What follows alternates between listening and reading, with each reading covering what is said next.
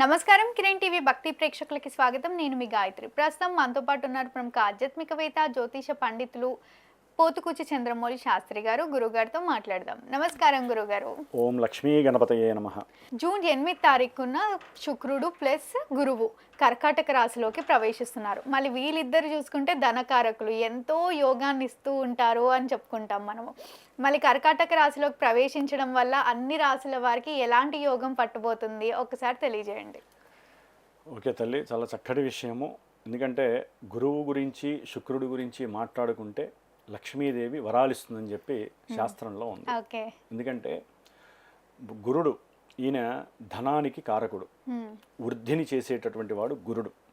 అది సంతాన వృద్ధి కావచ్చు, అట్లాగే కుటుంబంలో వృద్ధి కావచ్చు, వాక్కు సిద్ధి వృద్ధి కావచ్చు. ముఖ్యంగా అఖండమైనటువంటి జ్ఞాన సంపదనిస్తాడు ఈయన. సంపదల్లో కల్లా అన్నిటికన్నా గొప్పది జ్ఞాన సంపద. ఆ జ్ఞానాన్ని ఈయన గురు భగవానుడు ఇస్తాడు. ఈయన దేవతలందరికీ కూడా గురువు. ఓకే. దేవతలు ఏ కార్యం చేయాలన్నా, ఎవరు పోస్టుల్లో కూర్చోవాలన్నా, ఎప్పుడు అక్కడ ఎన్నికలు జరగాలన్నా ఈయన ముహూర్తం పెడితేనే జరుగుతుంది. ఓకే. బృహస్పతికి అంత గొప్ప లక్షణం, అంత వరాన్ని ఇచ్చాడు. కాబట్టి ఇంద్రుడు సీట్లో కూర్చోవాలన్నా ఈయనే చెప్పాలి. ఓకే. ఇంద్రుడు మరి శుక్రుడికి సంబంధించిన వాడు, అయినా కూడా గురుణ్ణే అడగాల్సి వస్తుంది. మరి శుక్రుడు చూస్తే రాక్షసులకి అధిపతి అన్నమాట. అంటే శుక్రాచార్యులు అంటారు. అవును. ఈయన శుక్రాచార్యులు వారు రాక్షసుడు కాదు, వాళ్ళకి ఈయన గురువు. అవును. మరి ఎవరో ఒకరు ఉండాలి కమ్మా. కౌరవులు పాండవులు, అవునా? మరి అంతటి శ్రీకృష్ణ భగవానుడు ఇరువైపులా కూడా సరైనటువంటి న్యాయాన్ని ఆచరించడానికి చూశారు. అట్లాగే శుక్రుడు కూడా చాలా చాలా గొప్ప ఆచరణ వ్యక్తమ్మ, మంచి జ్ఞాని ఆయన కూడా. కాకపోతే ఏంటంటే వీళ్ళ యొక్క ఆలోచనలు, వీళ్ళ యొక్క స్వభావాలు, వీళ్ళ యొక్క లక్షణాలు డిఫరెంట్ వేలో ఉంటాయి. ఓకే. ఎందుకని గురువు ఏంటి, తెల్లారు లేస్తే నాకు జ్ఞానమే కావాలి, అట్లాగే లోక వ్యవహారాల యందు ఆసక్తి, దయాగుణము, లోక ఉపకారం గురించే ఎప్పుడు ఆలోచిస్తూ ఉంటారు. అట్లాగే ధార్మిక చింతన, దేవాలయాలు, పీఠాధిపతులు, లేకపోతే పెద్ద పెద్ద గొప్ప నాలెడ్జ్ ఉన్న వాళ్ళతో మాట్లాడాలి అనుకోవటం, లేకపోతే జ్ఞానానికి సంబంధించిన ఏ రిలేటెడ్ అయినా సరే ఈ గురుడు ఇచ్చేటటువంటి ఫలితాలు అవన్నీ కూడా వాళ్ళు దాంతోనే ధనాన్ని చేస్తూ ఉంటారు. మరి శుక్ర భగవానుడు మహానుభావుడు, ఈయన కామానికి హేతువు. కామము అంటే ధనం మీద ఎక్కువ జిహచాపల్యం, స్త్రీల మీద వాంఛ అధికంగా ఉంటుంది. అంటే గురుగారు అంటే ఏంటంటే అమ్మా, శుక్రుడు కామానికి ప్రతీక. మరి ఆయనకి ఆ లక్షణం లేకపోతే సంతానం కలగదు, ఈ వృద్ధి చేయలేడు. గురుడు వృద్ధికారకుడు. మరి సంతానం దాకా వెళ్ళాలి అంటే ఈ శుక్రుడు పురుషుల యొక్క జాతకంలో శుక్ర భగవానుడు చాలా చాలా గొప్పగా లేకపోతే, వీళ్ళకి వీర్యశక్తి లేక, పెళ్ళైనా కూడా సంతాన యోగం లేక, మరి వృద్ధి ఎక్కడ ఉంటుంది? కుటుంబ వృద్ధి జరగాలంటే శుక్రుడు బలంగా ఉండాలి జాతకంలో. ఏది మగవాళ్ళకైతే కనుక వీర్యోత్పత్తి గురించి, మరి ఆడవాళ్ళకు కూడా శుక్రుడు బలంగా ఉండాలి. సౌందర్యం ఉండాలి అంటే మరి సౌందర్య కారకుడే కదమ్మా. స్త్రీలు సౌందర్యంగా ఉన్నారు, వాళ్ళు వేసుకునేటటువంటి ఆభరణాలు కావచ్చు, వస్త్రాలు కావచ్చు, వాళ్ళకు ఉన్నటువంటి కోరికలు కావచ్చు, ఇవన్నీ శుక్రుడు బలంగా ఉంటేనే ఇస్తూ ఉంటాడు ఆడవాళ్ళ జాతకంలో కూడా. మగవాళ్ళకి సౌందర్యం మీద పెద్ద ఏం ఉండదమ్మా.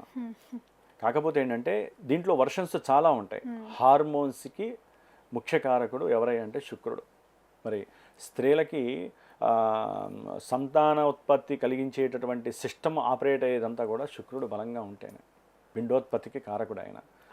మరి హార్మోన్స్ ఇన్బ్యాలెన్సింగ్గా ఉంటే వీళ్ళకి సిస్టమ్ అనేది నెగిటివ్గా ఉంటుంది. కాబట్టి శుక్రుడి యొక్క విలువలు ఆయన ఉంటాయి, గురుడి యొక్క విలువలు గురుడికి ఉంటాయి. కాకపోతే వీళ్ళిద్దరూ కలిసి కర్కాటక రాశి ధనపూరితమైనటువంటి పాజిటివ్ రాశి. సౌఖ్యస్థానము అంటారు.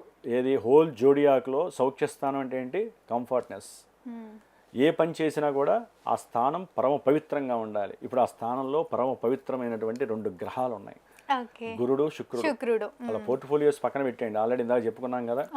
వాళ్ళిద్దరు కూడా శత్రువులమ్మ. గురుడికి శుక్రుడు అంటే పడదు.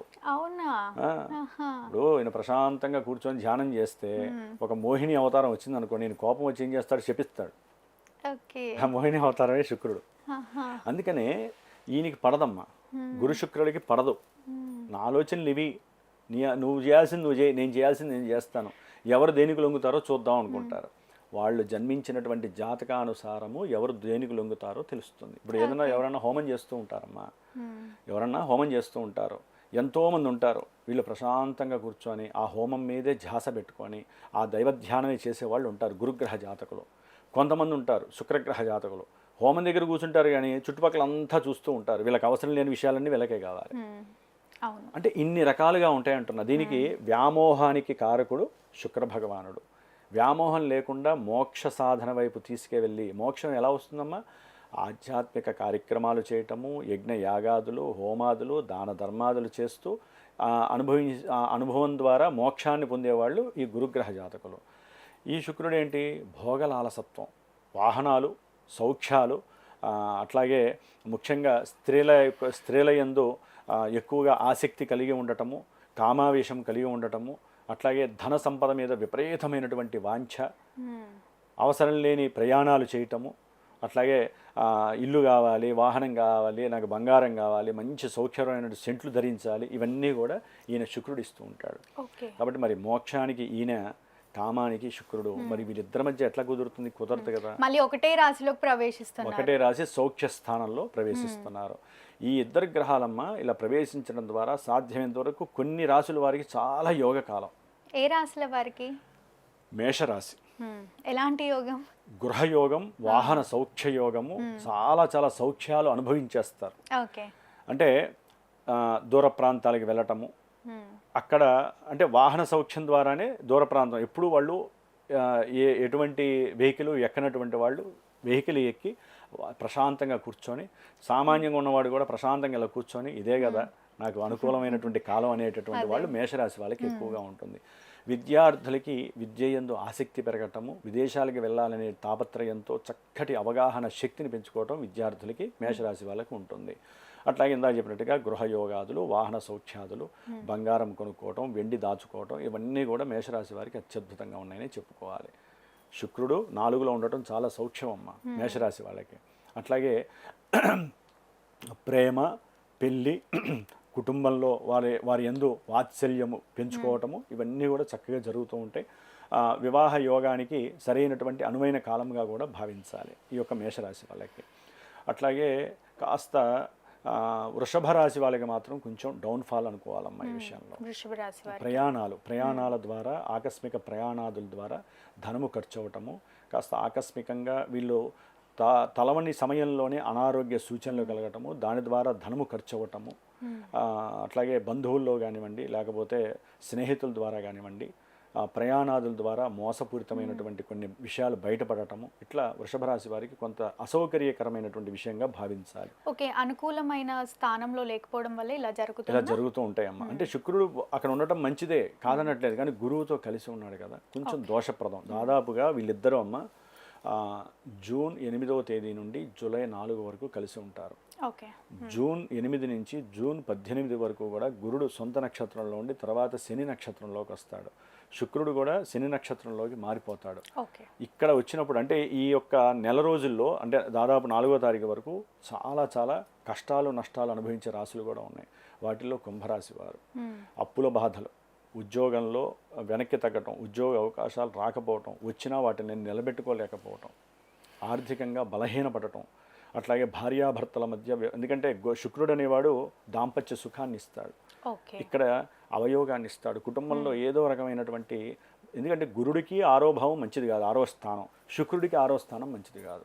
మరి వీళ్ళిద్దరూ 6వ స్థానంలో ఉంటే కంఫర్ట్నెస్ లేక కుటుంబంలో సమస్యలు, అట్లాగే ధనపరమైనటువంటి విషయాల యందు, దాంపత్యపరమైనటువంటి విషయాలు, కొన్ని ఇల్లీగల్ వ్యవహారాల యందు బయటపడటం, దాని ద్వారా ఇరువురి మధ్య, దంపతుల మధ్య విశేషమైనటువంటి గొడవలు, కక్షలు, కార్పణ్యాలు, ఇవన్నీ జరగడానికి అవకాశాలు ఉంటాయి.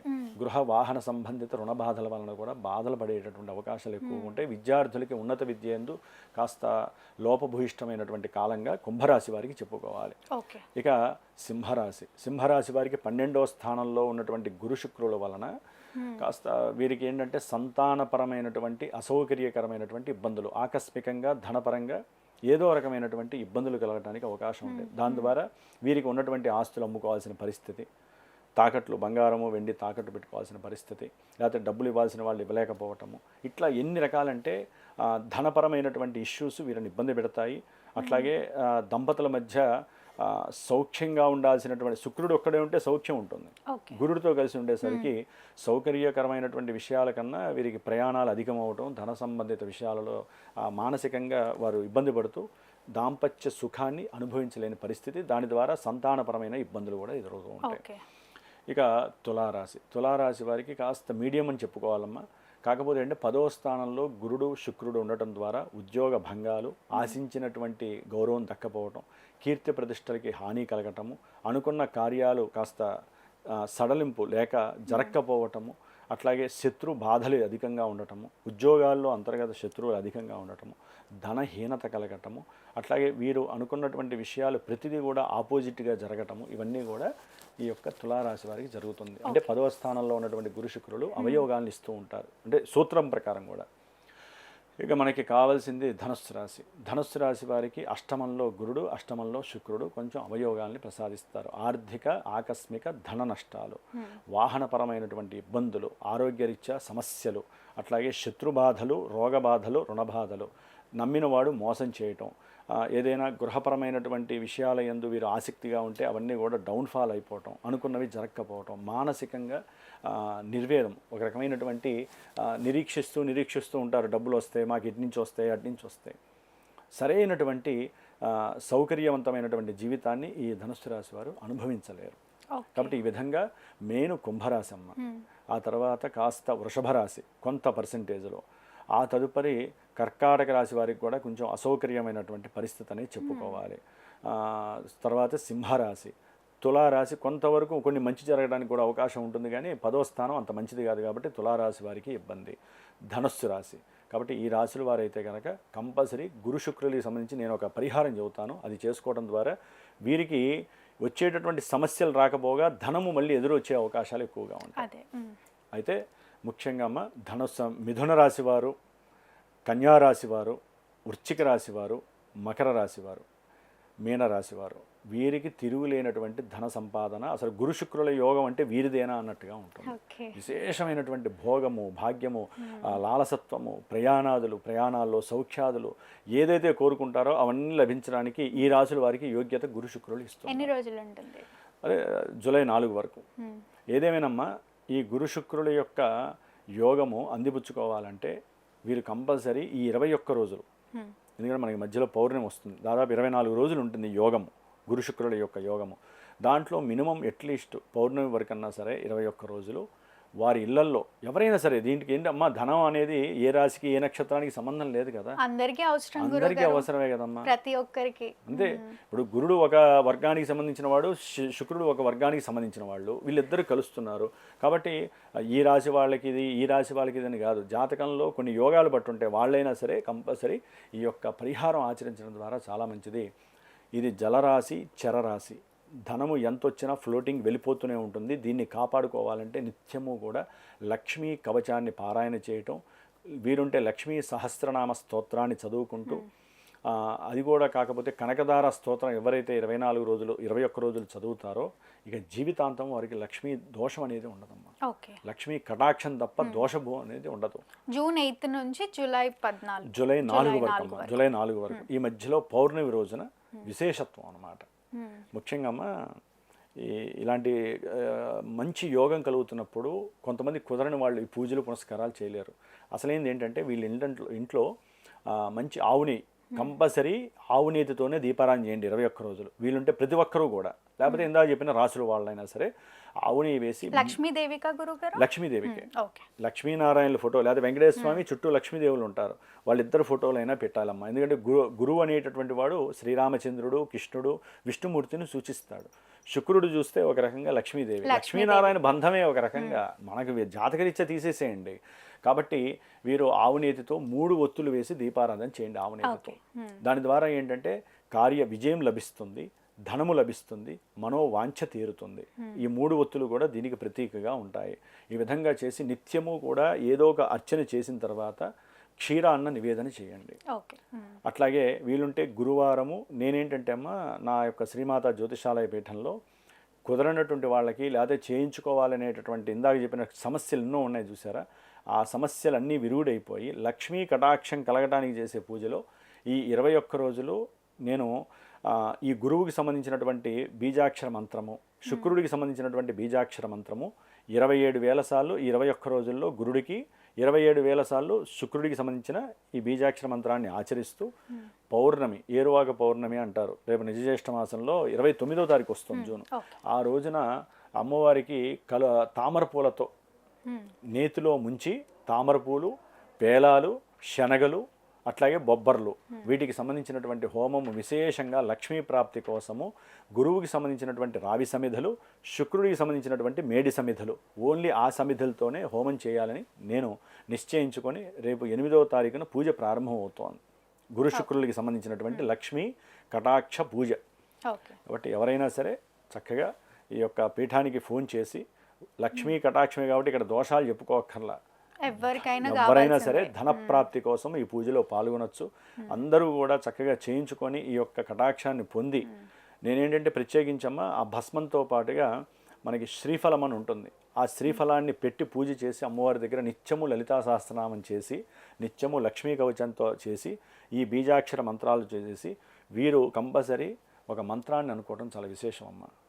21 రోజులు పూజ చేసేవాళ్ళు ఓం శ్రీం మహాలక్ష్మి దేవ్యే నమః, ఈ మంత్రం బీజాక్షర మంత్రంగా ఉంటుందన్నమాట, శ్రీం అనేది. కాబట్టి చేసుకోవడం ద్వారా విశేషమైనటువంటి లక్ష్మీ కటాక్షం వీళ్ళకి కలుగుతుంది. తప్పకుండా గురుగారు. చూసారు కదా, గురుగారు చేసే పూజల్లో పాల్గొనాలి ఎవరైనా పాల్గొనొచ్చు అని గురుగారు అయితే చెప్తున్నారు. మళ్ళీ ఎవరైనా పాల్గొనాలి అనుకునే వాళ్ళు వీడియోలో స్క్రోల్ అవుతున్న నెంబర్ని కాంటాక్ట్ అయ్యి గురుగారి ద్వారా డీటెయిల్స్ అన్నీ తెలుసుకునే ప్రయత్నం అయితే చేయండి. Thank you.